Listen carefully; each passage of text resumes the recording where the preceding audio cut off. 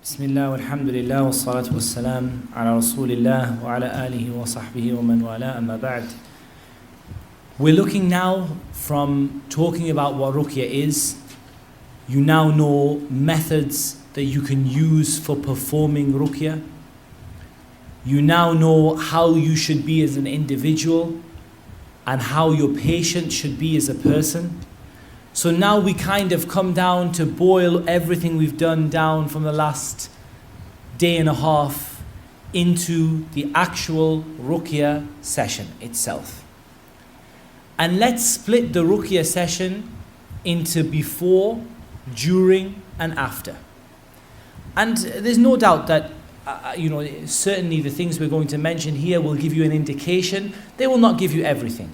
Eventually, your experience and your learning and your seeking knowledge will continue to add to the information that you have that you're going to use in this ruqya session.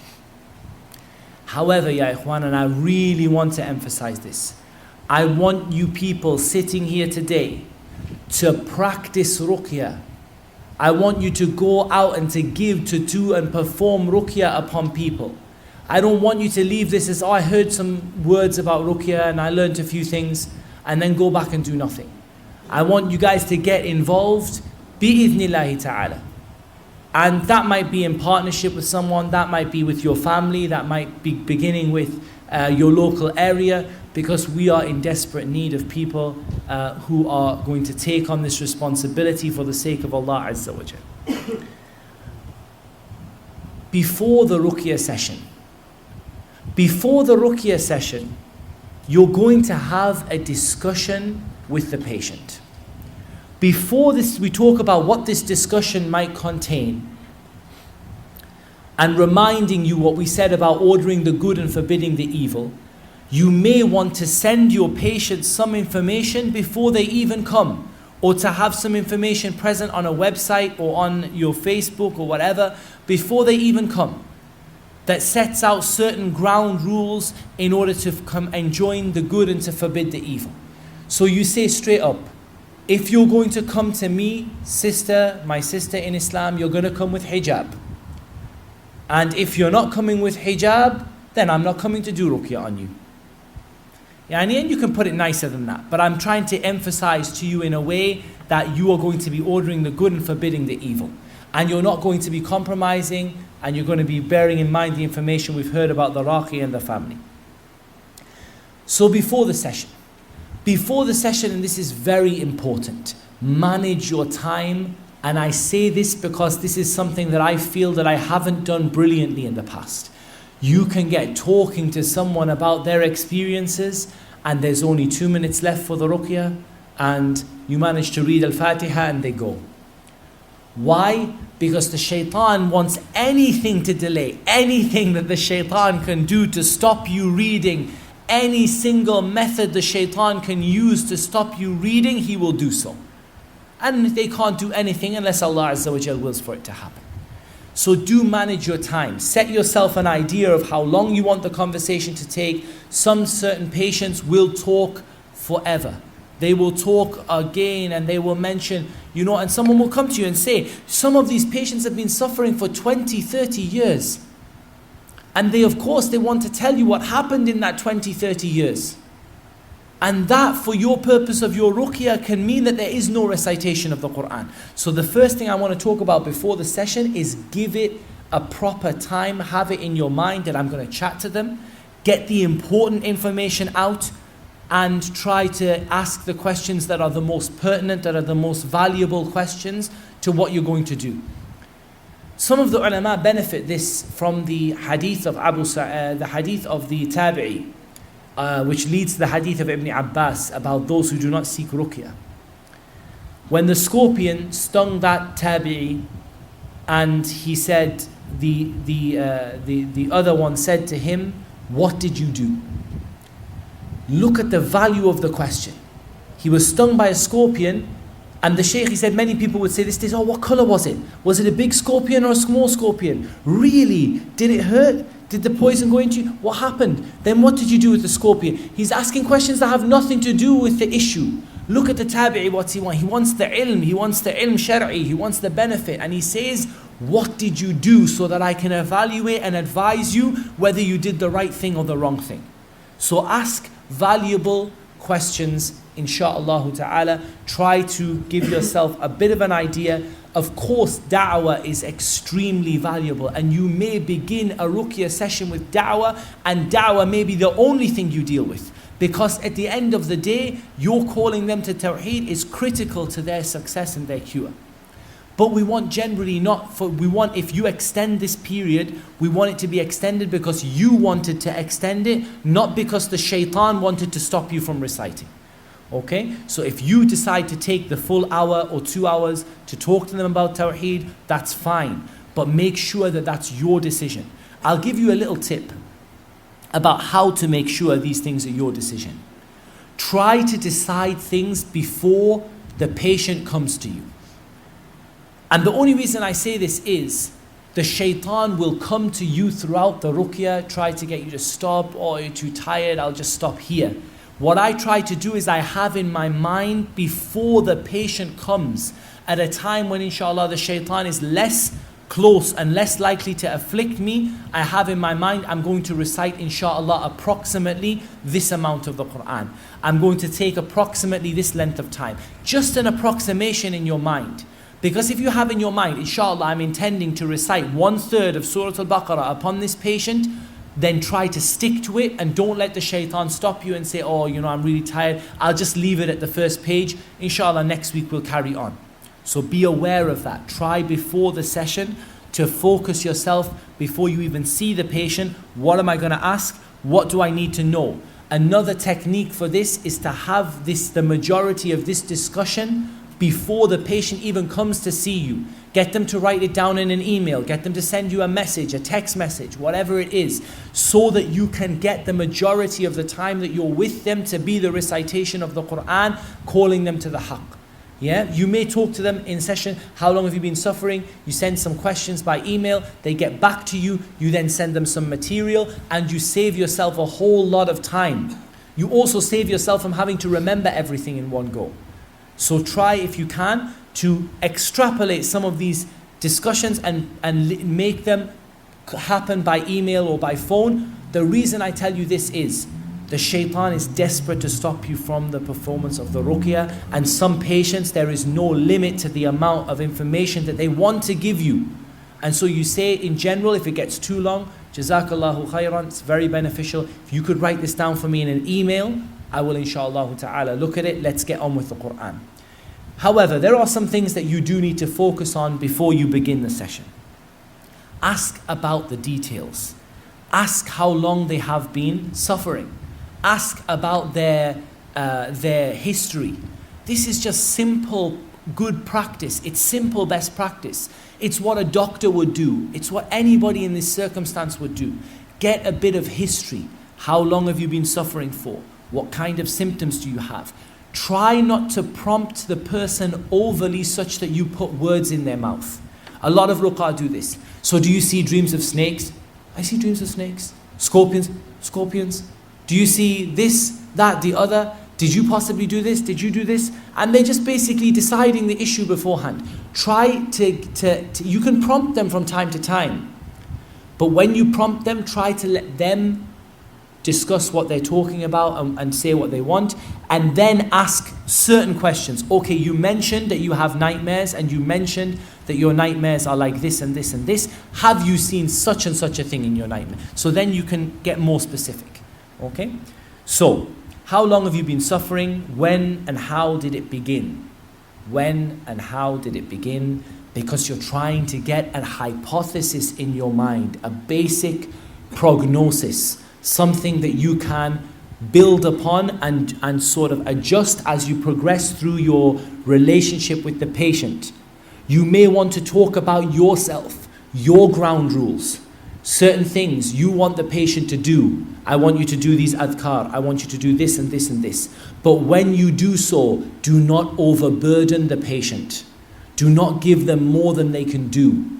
I was with Sheikh Adil al-Muqbil, hafidhahullah, and the Sheikh, he was advising people to do the adhkar, and he was only advising people to do a few short adhkar. And I said, Sheikh, or one of the sisters asked from the sister's side, Sheikh, there are many other adhkar. Why haven't you told them this one and this one? Sheikh said, do not burden with people with things that they cannot do. To the point where you're asking them, I want you to do 30 minutes of dhikr after Fajr and 30 minutes after Maghrib. Because on the day when they have work and they can't spend 30 minutes, they won't do any. But if you give them 2 minutes to do, they will always do it bi-idhnillahi ta'ala. And the most beloved deeds to Allah are those that are continuous, even if they are few. So you're asking them, you may be telling them some things about yourself, reminding them about Tawheed and so on and so forth. You ask them about their history, when and how did it begin. You may ask them about their dreams. Dreams are something that it requires a great deal of care in. Because it's very easy to make mistakes when it comes to dreams, and it's very easy to let the shaitan lead you down a path. By the shaitan showing certain nightmares and falsehoods in dreams that you interpret in a certain way, and you base everything upon them, and then you completely end up as a puppet of the shaitan. And if Allah Azza wa Jal wills, inshaAllah ta'ala, I will bi-idhnillahi ta'ala deliver a seminar on dreams and dream interpretations, inshaAllah ta'ala. Not in terms of how you can be an interpreter of dreams, but the basic principles of Ahlus Sunnah wal Jama'ah regarding the interpretation of dreams. Those of you who speak Arabic, you will find on the website of Ansar al-Sunnah in Egypt a set of lectures by Sheikh Adil al-Sayyid, Hafidhahullah, on the principles of Ahlus Sunnah wal Jama'ah regarding interpreting dreams. And this is important, ya ikhwan. It's important that you distinguish between what the soul is telling them, what the soul is instructing them, or what the soul is inclined towards, the truthful dreams that are from Allah Azza wa Jal, and those evil dreams that are from the shaitan. But dreams do play a part, and you will develop your knowledge in this. In English, you may wish to read the book of Sheikh Muhammad al-Jibari, Hafidhahullah ta'ala, on dream interpretation. It is extremely beneficial and it will help you a great deal. Ask them if they have any ta'weed. Ask them if they've been to anyone else. This is not to set the ruqa against each other, to set the raqis against each other, that you and me are going to fight each other, don't go to this brother, and so on and so forth, but simply for you to get an idea about the people they've been. Sometimes I get someone and he says, will you read on me? I say, okay, who have you been to? He says, I've been to Abu Ibraheem. So straight away, I want to ask our brother Abu Ibraheem, what did you do? Why are you not still going to him? Maybe the brother became busy, maybe something transpired, maybe there was something that the patient couldn't do, maybe they didn't like the advice that Abu Ibraheem wanted to give them and they didn't want to hear it and they just want to look around for a Raqi until he gives them something that they want to do. Maybe they'll say, I've been to such and such an imam and this imam is a magician or is someone who's involved in magic. Did he give you anything? Did he give you something to drink, something to wear? Oh yes, he gave me. Do you still have it? What have you done with it? And so you build up a history. With regard to the sisters, ya ikhwan, fitnatun nisa. The Prophet ﷺ mentioned that the greatest fear, or one of the greatest fears that he had, أو كما قال صلى الله عليه وسلم, is the fear of women. The fear for you of the fear of women. And the first thing to misguide the children of Israel was the fear of women. And as a Raqi, you will soon learn that the majority of cases that you will deal with will be cases involving women in general, for a lot of the people who perform Ruqya. And so you must set down your stall before you begin. You must set down absolute strict rules. You come with a mahram. I can't come with a mahram. Why? My mahram, he's busy. Come when he's not busy. The mahram will save you from so much evil. Bi-idhnillahi ta'ala. The mahram will save you from so many things and so many problems. Ya ikhwan, you don't need to stare at the sister. You don't need to look her in the eyes with a long soulful glance just to see whether you think you can see the ayn in there, or whether you think you'd like to marry her as well. Akhi, wallah, we might joke about it, but wallahi, how many ruqa we have seen with our own eyes and heard about with our own ears that have gone down this route. You don't need to stare at her. For me personally, one of the things that I do is I prefer to read on her from behind. So I would ask her to sit in front of me and I will keep more than an arm's distance. Why? Because it stops me getting the urge to go like this, from the shaitan or from myself. What's the ayah in Surah Yusuf? لا أبرئ نفسي. I don't claim that I myself am pure. I'm not going to say that I myself are pure and holy and I would never dream. I'm going to put the asbab, I'm going to put those causes there. So I'm going to sit a little bit further than an arm's length so that I'm not going to jump over. And I might go up to her and read in her ear at some point. But in the beginning, I'm just going to set my stall out. I'm not looking at her unless I need to look at her. Sure, if something's jumping around, I might look at that place where it's jumping around. But in general, I'm going to keep a general observation without me staring at her. You could ask the mahram. The mahram say, look, keep an eye on her. If you see something, let me know. Give me a shout if I miss something. You're being commanded to lower your gaze. Don't make ruqya the exception to the rule. If you need to look, you need to look. But what is need, ya ikhwan? What is darura? Darura is eating the meat of a pig. Darura is eating the meat of a pig because there's nothing else there to eat. You're going to die. Darura is not pork is cheaper than chicken, so I'm going to buy pork today. Darura is not snipe me up a nice fat bacon sandwich with loads of ketchup on there because I just really want to enjoy the bacon that I'm eating. If you were eating pork, you would eat the minimum that you need to eat and you would almost be disgusted by it to the minimum extent that you had to just to keep yourself alive. This is darura. Darura is not, okay, sister, sit down, let me put my hands on you, let me have a look at you. Don't worry about that hijab, it's not majorly important. This is what we are seeing from so many of the ruqa, so many people. If you have a female relative like a mahram with you as well, that assists you, this is one of the greatest things that the women can do in ruqya. And in general, a woman, in general, in jihad fi sabilillah, we advise that, in general, that the women have a different role to play. But one of the major roles that the women have to play in ruqya, and there are some women who are able to do ruqya like men are, but in general, one of the major roles the women have to play is assisting and supporting. Have a sister there to correct that girl's hijab. Have a sister there to look after her. Someone who's a mahram for you, who's there, who's going to sort of look after her and make sure she's okay and keep her covered and keep an eye on you. Because trust me, you're not in front of your wife, you're not going to do anything. If you don't fear Allah Azza wa Jal, then at the minimum you're going to fear her, subhanAllah. So, try your best. It's not always possible, but keep that fear of Allah as being the primary thing. Bring her mahram with her. If you can't bring her mahram with her because she's a revert sister, she hasn't got a mahram at all, she doesn't have anyone who can be with her, then at least make sure there is no khalwa. Make sure there's another sister comes with her from her side. And try to have someone from your side as well. Why would you have someone from your side? To make sure that if there are any accusations of something improper, that there is someone with you who can back you up. It's not common, but it does happen from time to time. Some people have illnesses and diseases in their hearts, and they'll say this happened and that happened, and it's useful for you to be able to cut that door for the shaitan and say, Alhamdulillah, I have myself a ruqya partner. It's not always possible to have a ruqya partner, but it's nice when you do have one. They remind you of what you forget. They correct you if you make a mistake in the Quran. They support you, they help you, they stay with you. They look after when you want water bringing, they bring it for you. And you swap over when your voice is hurting, they'll recite for a bit. It's lovely to have a ruqya partner, and it's really useful in times when you've got a new patient you don't know, because you don't know what might be accused, male or female. It's good to have a ruqya partner with you if you can. It's not always possible, and if it's not possible, trust in Allah Azza wa Jal. But this sister who she doesn't have a mahram for whatever reason, then the minimum that you need to do is to bring a trustworthy sister with her. Not another little young girl who you might like to marry as well,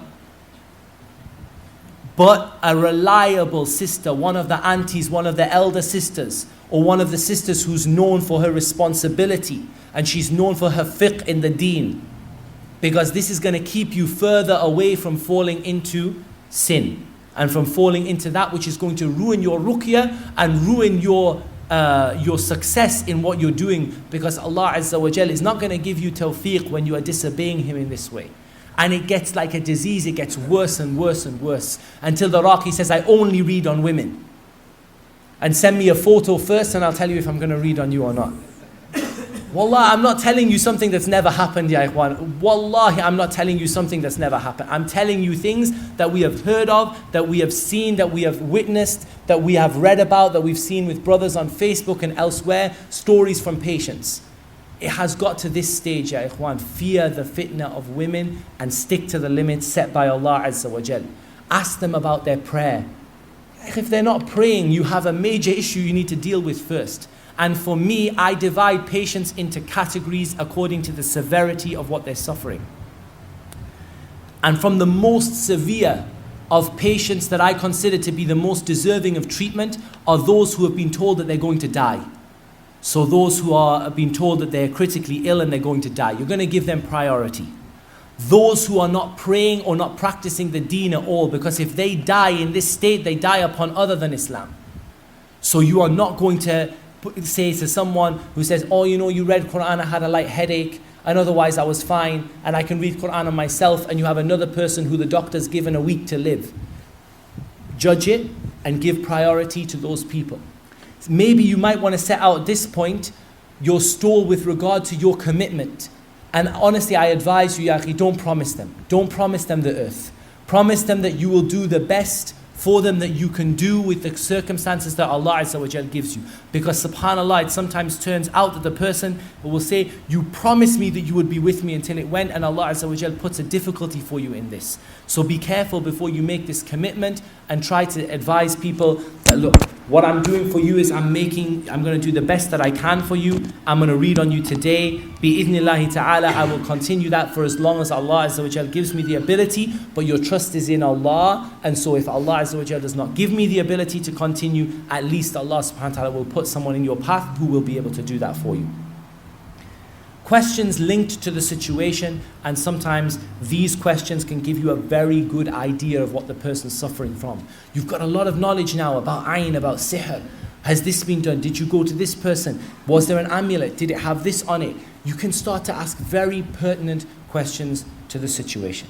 So I'm going to pass the mic over to our brother Abu Ibrahim, inshaAllah ta'ala, if he has anything to add on that part and to take us through the beginning of the recitation and what you're going to do during the session, bi-idhnillahi ta'ala. Bismillah, alhamdulillah, wassalatu wassalamu ala rasulillah wa ala alihi wa sahbihi wa man wala. Okay, so our beloved brother, hafidhahullah, he's taken us through before. So now you are prepared. You are prepared, and now we are getting to the actual session. The actual session of Ruqya, and really this is, subhanallah, like we've mentioned, really we're reaching the peak now of this session of our conference. This is what it's all boiled down to, and the knowledge that we have sought, everything else. This is where your aqeedah, this is where your tawakkul, this is where your ilm, everything now is coming together, and you're going to see it now bi-idhnillahi ta'ala. The first thing is, during the session, you need to go into the session with the correct attitude. You yourself need to go into the session with the correct attitude. Make dua. Make dua before you go into the session. Humble yourself before Allah subhanahu wa ta'ala.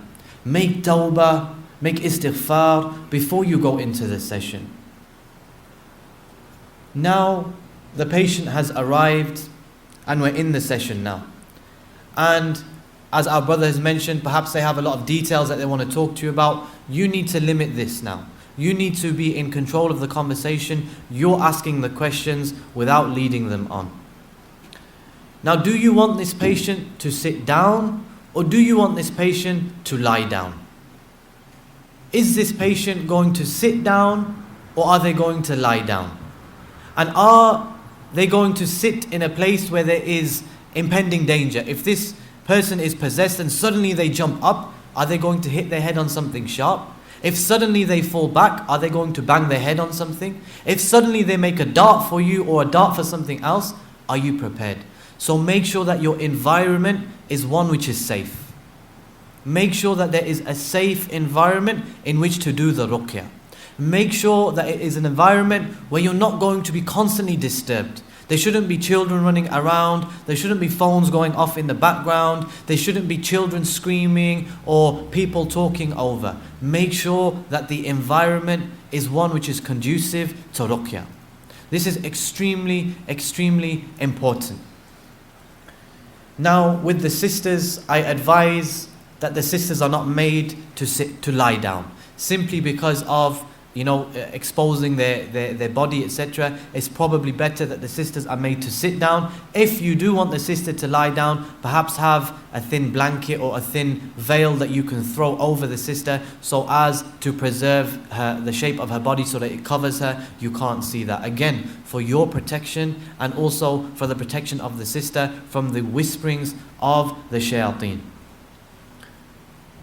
When the Quran is recited, make sure that you tell the patient, make sure that you tell the mahram, make sure that you tell your ruqya partner, do not play on your phone, do not talk, do not come in and out of the room needlessly. Make sure that when the Quran is recited, that the people are listening. Allah subhanahu wa ta'ala mentions when the Quran is recited, listen it attentively, in order that you may receive mercy from Allah subhanahu wa ta'ala. How can we expect to have the mercy and shifa from Allah when you're talking over Quran, or you're reciting and that person is playing on their phone, laughing and joking on WhatsApp, Facebook, whatever it might be? Make sure that everybody in that room is listening to the Quran. Make sure that they are listening to the Quran. Now, we can start with those ayat or those surahs that our brother mentioned. So, Surah Al-Fatiha. So first, make or seek refuge in Allah subhanahu wa ta'ala. A'udhu billahi minash shaitanir rajim. You want to cover this or should I? Okay. And then, the Basmala. Bismillahir Rahmanir Rahim. What we are doing now, it is in the name of Allah subhanahu wa ta'ala. And then, you can start with Surah Al-Fatiha. Start with those surahs which are mentioned in the sunnah of the Prophet sallallahu alaihi wasallam. Start with Surah Al-Fatiha. Recite this 3 times, 7 times, or an odd number if you want to read more than that.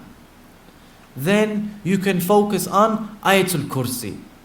Focus on Ayatul Kursi. Recite this as many times as you like. Again, 3 times, 5 times, 7 times, an odd number of times. Then you can recite the last 2 ayahs of Surah al-Baqarah. Aman al-Rasul. You can recite this again 3 times, 5 times, 7 times. And again, ya ikhwan, we need to point something out here. For us, if somebody comes and says, recite this 7 times, don't recite it less than that. We need to say to them, bring a proof. Because for somebody to say to you, recite something a certain number of times, you need to have an evidence for this. You need to have daleel from the Quran and the Sunnah that you need to put a number onto something. There needs to be an evidence for this. So I'm just saying recite something an odd number of times, but from experience, if you start reciting 15, 17, 19 times, it's going to become very difficult for you. You're not going to be able to cover all of the different surahs if you're reciting every single one 21 times, You're going to have a session that lasts you 5 hours. So this is why we say 3, 5, 7 or more than that. But this is for you to judge as you become more experienced, as you gain in knowledge as to what works for you, what doesn't work for you. You can tailor your ruqya session to yourself. Every single Raqi has his own methodology, has his own unique way. But again, we focus on the Quran. We mention those surahs which the Prophet ﷺ mentioned. So we focus on the last 2 ayat of Surah al-Baqarah. Then, if you wish, you can then go to Surah Ikhlas, Surah Falaq, Surah Nas. Surah Ikhlas, Surah Falaq, Surah Nas, reciting them 3 times each.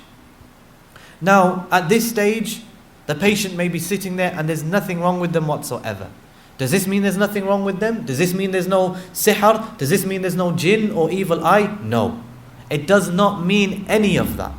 It does not mean any of that. Sometimes you'll recite Surah Al-Fatiha, by the time you get to Iyyaka na'budu wa Iyyaka nasta'een, this person is having a fit. But sometimes you'll have recited everything that we've mentioned, and subhanallah, there appears to be no reaction, no apparent reaction. Again, ya ikhwan, this does not mean that there is no jinn present, there is no sihr, there is no evil eye. It's extremely important to mention this. Now, you've recited these things. Now, we go on to the second category of the ayat that our brother Hafidhahullah he mentioned. those which have a clear purpose. So those ayat where Allah subhanahu wa ta'ala mentions sihr. So for example, in Surah al-Baqarah, the 102nd ayah, Surah Taha, Surah Yunus, Surah al-A'raf, all of these are surahs where Allah subhanahu wa ta'ala mentions sihr. وَاتَّبَعُوا مَا تَتْلُو الشَّيَاطِينُ عَلَى مُلْكِ سُلَيْمَانَ. We looked at this ayah yesterday, and we looked at 5 points of benefit that can be gained from this ayah. قُلْ أُوحِيَ إِلَيَّ أَنَّهُ اسْتَمَعَ نَفَرٌ مِّنَ الْجِنِّ. This is about the jinn now. So we've talked about the ayat of sihr. Now let's talk about those ayat pertaining to the jinn. Pertaining to the jinn. Those ayat where Allah subhanahu wa ta'ala, you're reminding the jinn now. وَمَا خَلَقْتُ الْجِنَّ وَالْإِنسَ إِلَّا لِيَعْبُدُونَ. You're reminding the jinn now. You were created to worship Allah subhanahu wa ta'ala. So those ayat referring to, Tawheed, referring to the oneness of Allah, referring to the purpose of creation, where Allah subhanahu wa ta'ala challenges mankind and the jinn in Surah Rahman. Ya ma'ashar al-jinn. Go past the boundaries of the heavens and the earth, or the boundaries of the heavens. But you're not going to be able to do that. So Allah subhanahu wa ta'ala challenging us. This is for us to humble ourselves. But all the while, ya ikhwan, you as a Raqi, you need to be calm. You need to be composed. You should not be panicking. You should not be outside of your comfort zone visibly. Subhanallah. Why? Why, if you start panicking, this is what's going to happen. The patient is going to think he doesn't know what he's doing. He is as out of his depth as I am.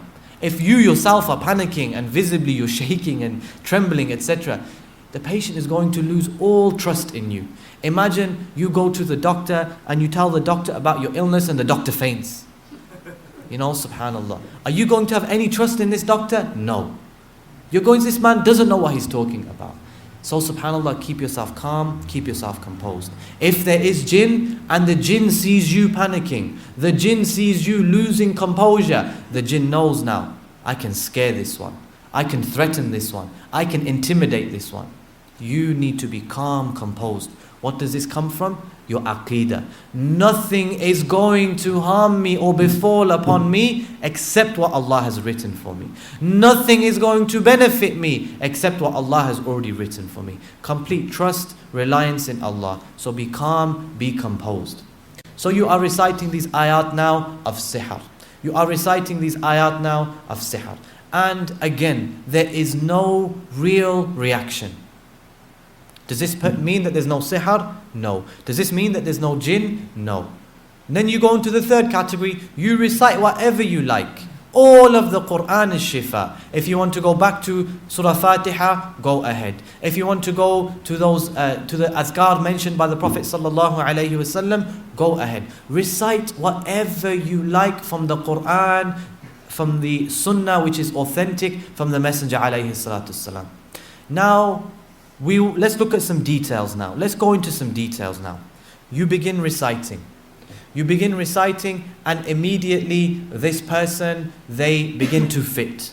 They begin to start having fits. They begin to tremble. They begin to sweat. They begin to tell you stop reciting. They begin screaming. Is this a particular link to sihr? Is it a particular link to jinn possession in and of itself? Or is it a particular link to ayn? Again, now we have seen that there is a reaction. What do? Do we stop now and say, what's going on? How do you feel? Why are you here? No. Continue with the recitation. You have established the first point now. The Quran is causing some discomfort. The Quran is causing a reaction now. So what do? You continue, you increase in your recitation of the Quran. Now you are focusing on the ayat of sihr. You are focusing on the ayat of sihr. And when you are reciting Surah Fatiha, you're reciting Ayatul Kursi, you're reciting the last two of Surah Baqarah, there is one reaction. But now you focus on the ayat of sihr. And subhanallah, when you start focusing on the ayat of sihr, this person begins to go wild. You notice that the ayat of sihr, they are having a different effect to the ayat or the general ayat mentioned in the sunnah. Subhanallah. Now we are, as the brother mentioned, we are beginning to form a theory in our mind. I'm reciting these things. When I recite the ayat of sihr, I get a much more pronounced reaction. Two things to be wary of now. Do not jump to sihr. Do not jump to try and diagnose this. Why? Because it may be that the shaitan is trying to mislead you. It may be jinn possession. And the jinn, when you are reciting the ayat of sihr, increases in its reaction to try and mislead you, to send you down the path of sihr, when it's actually the jinn is in love with this person. So be very careful. Be careful of the shayateen trying to mislead you. And the second thing, do not jump to a diagnosis, rather continue with your recitation. Now if you've done all of this, ikhwan, and you've recited for like an hour and you haven't seen or heard anything, does this mean that there is nothing going on? Does this mean that there's nothing going on? No. What this means is that you need to continue and increase in your recitation of Quran. Sometimes the jinn is present in that person's body, but it's hiding. It's trying its best to try and hide from you. It's doing its best to keep itself concealed. Because if it knows that if it openly comes out, then khalas, it's been caught, there's no way out now. So it tries to hide within this person's body. Some things to look out for. Is there any twitching going on? Sometimes you're reciting and there's no real reaction except for a minor twitching of the finger. All you can see is the finger is just moving up and down, or there's a bit of twitching in the shoulders or in the face or in the neck. When you see this twitching, then grab it.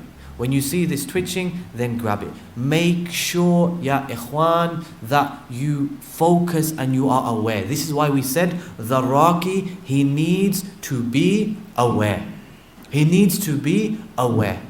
But ya ikhwan, when you grab this finger, do not grab this finger and twist it back until it breaks. And your argument is, I'm causing harm to the jinn. No, be very careful. If you take a knife and you chop his head off and say, I killed the jinn, you've also killed the patient as well.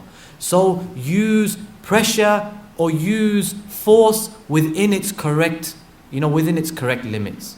If you take a baseball bat and you start breaking his ribs, when he comes back, he's going to have broken ribs. If you break his arm, when he comes back, you will have broken his arm. So be very careful, ya ikhwan. We have these people, they go overboard in beating. They go overboard in putting pressure, physical pain upon the jinn. Just know its limits. As we've mentioned, the backbone, the main core of our treatment is what? It is the Quran.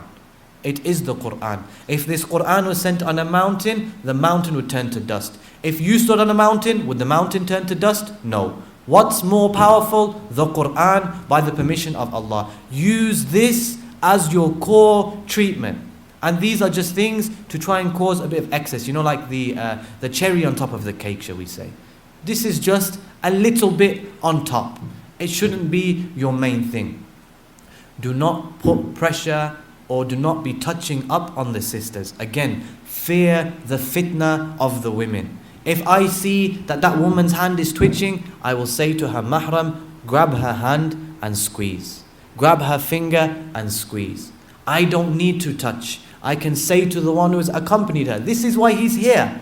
So I don't need to touch. This is why he's here. So I don't need to put pressure on. Say to the mahram, you do it on my behalf. Okay? This is extremely important. And if you see, subhanallah, do it lightly. If you do it lightly and you get it wrong, then no matter. But if I come with like if I have a fork and this person's finger is twitching and I stamp the fork in his finger, I've caused him some pain now, subhanallah. Shaitan is going to use that against me. He doesn't know what he's doing. This Raqi doesn't know what he's doing. Go and find somebody else. He doesn't need to hit you. Shaitan is going to use your ammunition against you. Whereas if I grab it lightly and I squeeze and I don't get a reaction, alhamdulillah, I haven't made myself look like a fool. Okay? So just lightly. There's no need for excess pressure. There's no need for excess beating. Anything else on this with regards? What to do if the jinn speaks? Okay? So now we are reciting and the jinn begins to speak. It is a woman and a very deep man's voice begins to come out of her mouth. Okay? Ya ikhwan, when I tell you these things, you're probably sitting here thinking, subhanallah, and you feel some element of fear. When you're in this situation, wallahi, Allah gives you this tawfiq, you feel no fear whatsoever. You will not, I promise you, when you're in this situation, you're immersed in it, you feel no fear whatsoever. So many people who've accompanied me with Ruqya, we've got the brothers started in Ruqya, when you say these type of things, they say, subhanallah, you know, when you were explaining it, I felt a bit scared. But when I was in that situation, Allah subhanahu wa ta'ala just guides you. You are mujahid fi sabilillah, Allah subhanahu wa ta'ala will show you a way out. You don't fear an ounce of fear. You will not feel an ounce of fear, I promise you. And if you begin to feel some fear, just control it.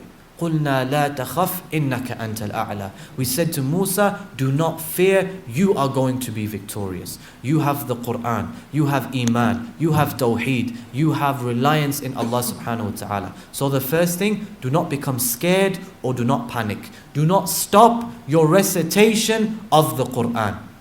If the jinn speaks and the first thing that you do is, oh my God, what's going on? Then the jinn knows. The jinn knows now, this is what I'm going to get him by. Every time he recites and I feel some pain, I just got to speak and he's going to get scared. No, whatever you do, do not stop the recitation. There may be external jinn. Perhaps cushions are moving themselves around the room whilst you're reciting. Perhaps the door is banging whilst you are reciting. The last thing that you should do in this situation, ya ikhwan, is stop. Continue with the recitation. Make sure that the person is safe, the person is sound. What should you do in this situation? Now the jinn is speaking. Like our brother has mentioned, the main thing, the jinn will do anything, the shaitan will do anything to stop you from reciting. So please do not get involved in long drawn out conversations with the jinn. Do not get involved. Make this one of your principles. I will not get involved in long conversations with the jinn, except with one purpose, which is to leave this person's body. Leave this slave of Allah. You are oppressing him. Fear Allah. If you don't leave, we are going to kill you. Keep your statements short and snappy and don't get involved in long conversations. Because what are you doing? When you're speaking, what are you not doing? You're not reciting. So when you're not reciting, what are you doing? You're allowing your enemy time to recover. Imagine you're in a boxing match and you've given this guy a haymaker and he's completely dazed. What are you going to do now? How are you feeling, mate? You okay? Did you feel it? No. You're going to keep beating him and beating him and beating him. And you're going to beat him until he's down and out. The same thing with the shaitan. Once you've got it to the situation where it's tried to hide in his body, but you've burnt it with Quran, it can't hide anymore. You've caught it moving through his body. You've pressed that part of the body. You've caught it now in his neck. You've caught it in his finger. And it starts to speak, now leave me alone, please don't kill me, etc., etc. Are you now going to give it respite? Are you going to give it the chance? No. You order it, you say, look, I don't want to oppress you. I'm warning you, if you do not leave, we are going to kill you by the permission of Allah. We expect reward from Allah. Allah says, فَقَاتِلُوا أَوْلِيَاءَ الشَّيْطَانِ. You are from the awliya of shaitan because you are oppressing him. You are causing harm to him. You are trying to mislead him. You are trying to kill him. Allah subhanahu wa ta'ala will reward me yawm al-qiyamah. I'm not afraid to kill you bi-idhnillahi ta'ala. Don't spend ages talking about Illuminati, talking about the Freemasons, talking about Iblis, talking about all of these different things. Ikhwan, I promise you, if you started right now, you could keep talking to this jinn until Fajr time. And it wouldn't stop. Why? Because while you're talking, you're not reciting. Do not take anything that jinn tells you as the truth. Rather, take it with a huge pinch of salt. If it agrees with the Quran and the Sunnah, we agree with it. But if it is something that is not mentioned, we do not affirm it, nor do we deny it. Okay? But you shouldn't be getting involved in this level of depth of conversation. Don't ask them, tell me what are your different tribes, what are your different clans, etc., etc. I'll mention to you, there's a video on YouTube and this brother has put the video up and it said, the grandson of Iblis. The grandson of Iblis possesses this man. And the video, all he has done is lots of speaking to the jinn, and the jinn says, I'm a Muslim, I'm this, I'm that, I'm the Iblis's grandson, I've possessed him, this is my name, blah, blah, blah. That brother came to visit me, we began reciting, the jinn began to speak. I said, you're thick. Did you think that we would think that you are the Iblis's grandson? He said, yeah, that boy is easy to fool. Referring to the other Raqi, he just takes everything. Just speak. Ya ikhwan, do not engage in excess conversation with the jinn. You need to command the jinn to leave. Command the jinn to leave the body. Leave his body. Why are you here? What do you want with him? Leave his body. And if it's a Muslim, then you tell them to fear Allah. And if it's a non-Muslim, you tell them to fear Allah. You remind them that they were not created without purpose. Again, enjoining the good, forbidding the evil. But to a limit. Do not think that you are the Zakir Naik of the Muslim world. Do not take it upon you to give da'wah to the jinn. Because honestly, ya ikhwan, you will misguide yourself. You cannot see them. This is something of the unseen. So we only say what we need to, and we don't go further than that. Leave his body or I will kill you bi'idhnillahi ta'ala. Whatever you do, ya ikhwan, do not ever make a pact with the jinn. Do not ever seek assistance from the jinn. Never call upon the jinn. Never call upon the Prophet ﷺ or any other pious people or anything like this. Again, comes back to our aqidah. He says to you, and he offered our brother Muhammad, hafidhahullah, I will give you women and I will give you wealth. And we were there, subhanallah. They will say anything and everything. But subhanallah, as our brother did, hafidhahullah, he reminded him, what is with Allah is better. What Allah can give me is better. I do not want what you think you can give me. Rather, everything is from Allah subhanahu wa ta'ala. Some other things that the jinn might do, he might begin to threaten you. I know where you live. I'm coming for you. If you don't stop reciting, I'm going to kill you. I'm going to kill your children. I'm going to kill your wife. I know about you. I know your secrets. Everything. The threats are endless. You will hear all manner of threats. I'm going to do this, I'm going to do that, I'm going to do this. You say, yeah, no worries, don't worry, carry on. And you just carry on with your recitation. Don't take any notice of them whatsoever. Why are they threatening you? Again, what's the aim and the objective? Is that you stop the ruqya. Never become scared. Always, ikhwan, remember this principle. When I go into a ruqya session, what Allah has written for me is going to happen. What Allah has written and it's not going to reach me is not going to happen. Everything is written by Allah subhanahu wa ta'ala. So this jinn says to you, yeah, I'm going to harm you, I'm going to do this. You say, no problem. You do what you can. You will not be able to do anything except what Allah subhanahu wa ta'ala allows you to do.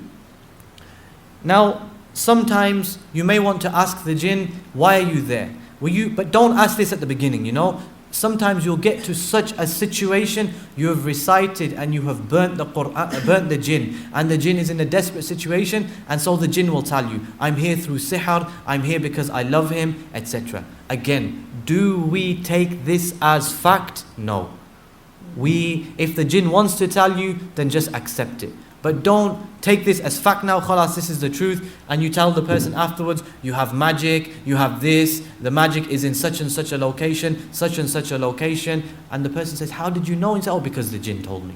Subhanallah. How did you seek clarification of this? Allah says, if an evildoer comes to you, seek clarification of that which he says. If he comes to you with some news, seek clarification. We cannot seek clarification, so we neither affirm it nor do we deny it. With regards to touching the sisters, I want our brother Muhammad, hafidhahullah, to mention this in a bit more detail, inshallah. طيب, Bismillah, walhamdulillah, wassalatu wassalamu ala rasulillah. Some of the ruqa, they are very free when it comes to touching women, as we mentioned. And the Prophet sallallahu alaihi wasallam said, for an iron nail to be driven through your skull is better for you than for you to touch a woman who is not permissible for you to touch, or as he said, sallallahu alaihi wasallam. For an iron nail to be driven through your skull is better for you than this. Some of the Raqis, they will turn around and they will say, Ya Akhi Muhammad, you've made a mistake in this because this is darura. What do we say to them? We say to them, Ya akhi, darura is eating pork. This is darura. Meaning you do it to the minimum that you need to do to live.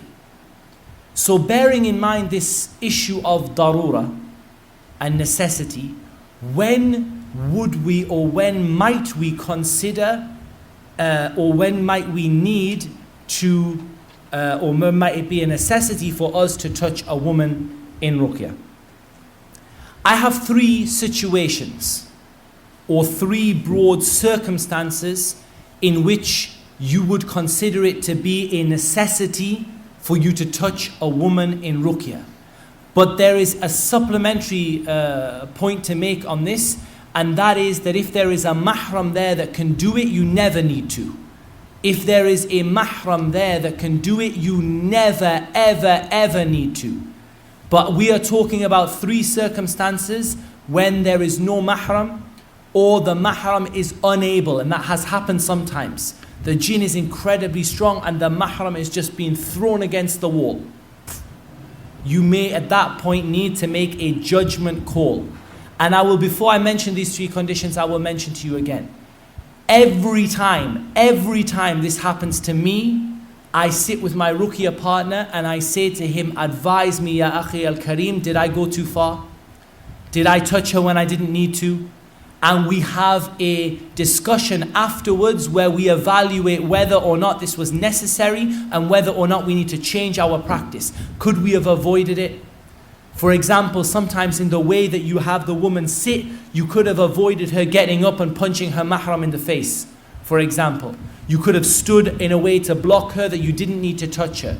So two preconditions. One is that when the mahram is there, you never, ever, ever need to touch the woman. There's never a necessity. How can there be a necessity when there's someone stood next to you? That you're just going to buy pork because it's £2 cheaper than chicken. That's all you're doing.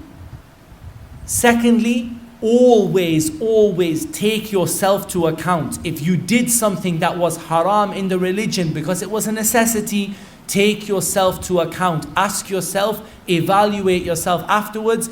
Could I have avoided this? Is there something I could have done? What are the three conditions or the three situations? Two of them are very easy and one of them is a bit of a grey area and it requires a bit of fiqh and a bit of knowledge.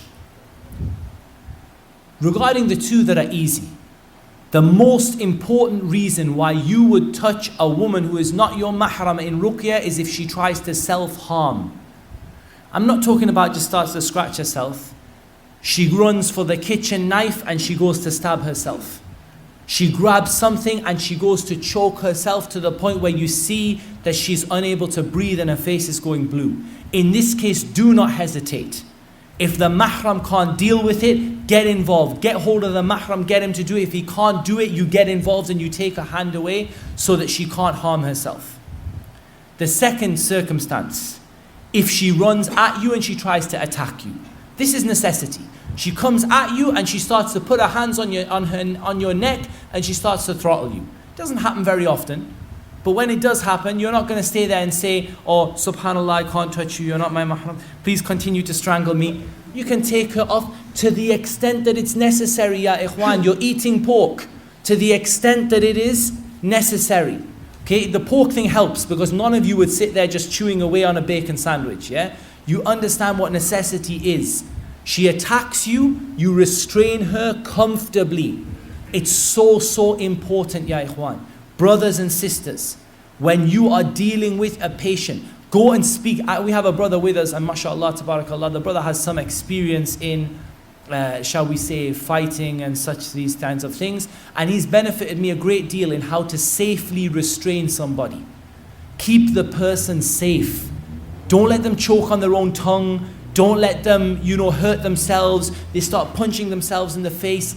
You don't, subhanAllah, the way you hold somebody, and I'm not an expert in this, but someone with very little strength can restrain somebody very effectively. The brother advises, for example, that you control the joints and you keep a bit of pressure on the person's shoulder so that they're not able to move, their whole arm is immobilized, it's comfortable for them and it's safe. You're not twisting their arm behind their back to the point that they can't move, you're simply keeping them comfortable and safe. One time there was a situation like this there was a patient, she's a sister, and she's very, very violent during the ruqya.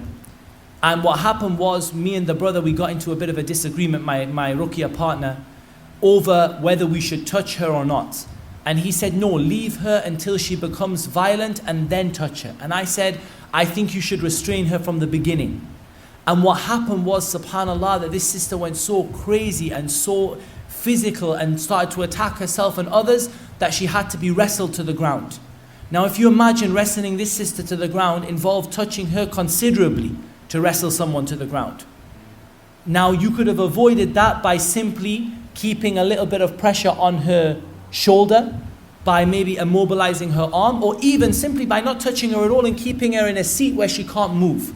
So these are things that you need to be aware of. Ya ikhwan. If the sister attacks you, you may need to touch her to the extent that is necessary, not beyond that. Always, always, always err on the side of caution. But there is a time when sometimes you can be too cautious, like in the example where we both refrained from it. We knew she was extremely violent, we both refrained from it, and then she hurt herself quite badly being restrained onto the floor because we didn't take the lighter or the lesser of the two evils and restrain her lightly to begin with. The way that you touch, subhanallah, you don't have to touch her in intimate parts. And this happens from some of the ruqa. You simply, if you want to keep her in one place, you might just simply put some pressure on her shoulder. Again, I'm not an expert in this, but some brothers have shown me some techniques that are for brothers and sisters that are nice, comfortable ways you can keep the person restrained in a comfortable, safe way. You're trying to help them, not to harm them. Yeah, you want to keep them nice and comfortable.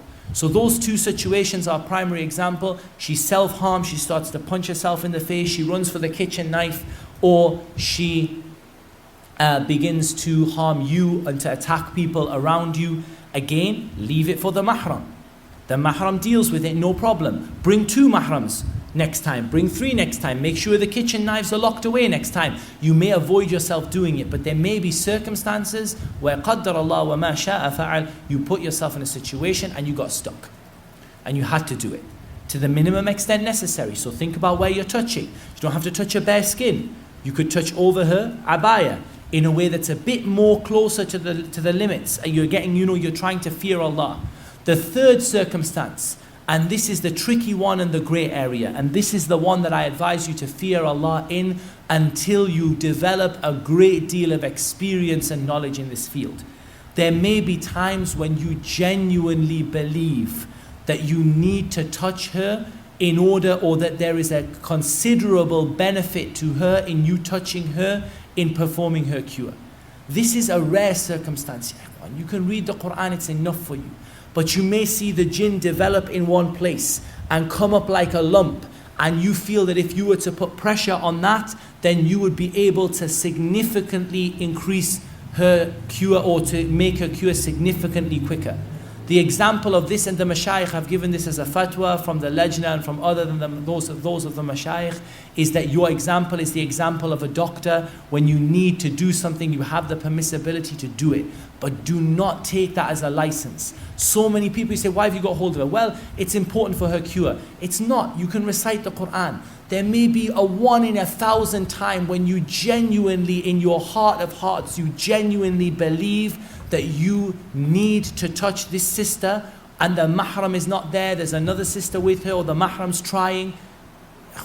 This is almost a theoretical situation rather than a practical one. It almost never happens. But there may be, and you mentioned the fatwa of the ulama, that you're the example of a doctor, and if you need to do something to bring about someone's cure, you need to do it. But you fear Allah in this regard. How many sisters, subhanAllah, have come to us, and I know Abu Ibraheem is the same, and said, I've come to you because I used to go to so-and-so and he used to touch me. And sometimes you're shy and you say, sister, explain what you mean he used to touch you. He used to grab your arm to stop you hitting yourself. He used to touch me intimately. And he used to say the jinn is in your private parts, the jinn is here, the jinn is there, and I'm following the jinn around the body, and I'm just like a doctor.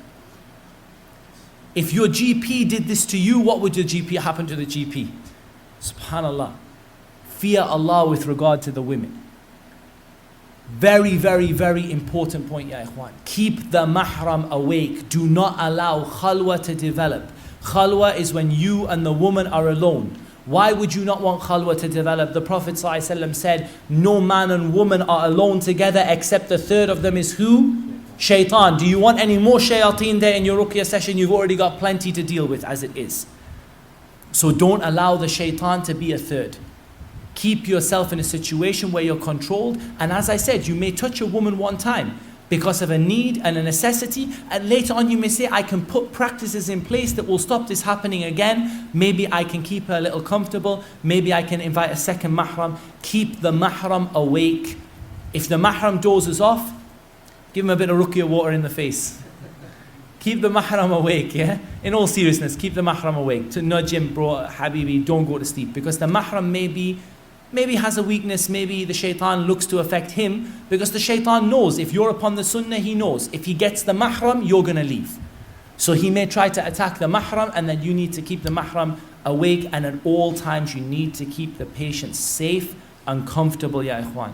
Safe and comfortable. Be professional about it. You know, think about this in terms of a hospital, in terms of a doctor. Keep the patient safe and comfortable. Don't allow them to hurt themselves. Don't allow them to choke on their own tongue. Don't allow them to hurt others. Be sensible, be professional. If you can get some knowledge from the ulum of the dunya, the knowledge of the dunya that will help in terms of safe restraining, in terms of, we call it jinjitsu, in terms of safe restraining, in terms of medical treatment to keep someone safe, how to put someone in recovery position, how to make sure someone's airway isn't being blocked by their tongue.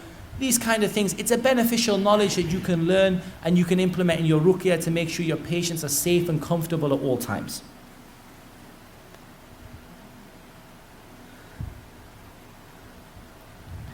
For the last, I guess, few points, inshallah ta'ala, what I'm going to do is hand it over to our brother Abu Ibraheem, Allah yahfadhuh, to inshallah conclude on this session, and maybe also talk a little bit about what you do after the session and how you bring it to a close. In general, all I'll mention in bringing it to a close is, in general, 10-15 minutes a person usually needs to be observed at the end of the ruqya to ensure that they are okay with themselves and that they are sort of comfortable, and that's probably something that you should bear in mind.